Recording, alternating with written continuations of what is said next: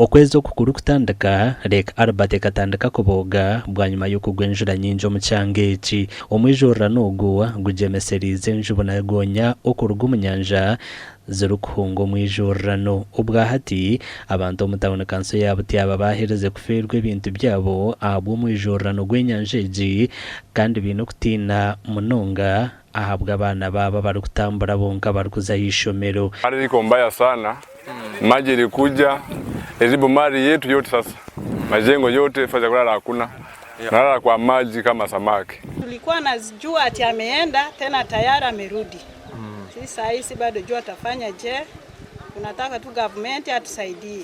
Mukuru w'ishomero ryabo tyaba primary school nagira ngo Goonya neziba nezetorora omiza gari yo mu mbuga y'ishomereri kandi mbere jeresereho kutina. In my view, I would request a government to think more about this school, to relocate, to put a plan to relocate in a safer place.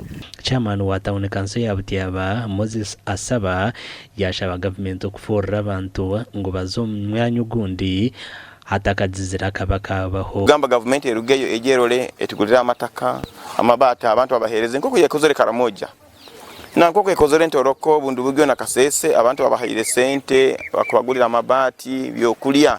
Ogu no murundo gwa kabiri enyanja ya Albert erukubooga kandi herera kubooga nko mwaka gw'2020. Engude zino itwe nkabantu tikimanyire government akakikorana kigendera kya mafuta. Mwaitu muno wakutugamba tuina project ibakweta Kasurubanu block ekyo kilikinaka kya mafuta government ekereza Uganda National Oil Company license kukora mafuta gale mu Kasurubanu block. And tulora abantu bakira wingi tunenyonyi zurantu bijanu ziturukanze genda bona bali program ya mafuta nikyo koraga abantu nibagamba rundi government ekwenda amayizi gatutere turugeho besigaze byaitu nabantu mbagamba tujja kurugaho amakuru agagasha kwa Ambrose nwagaba katoto.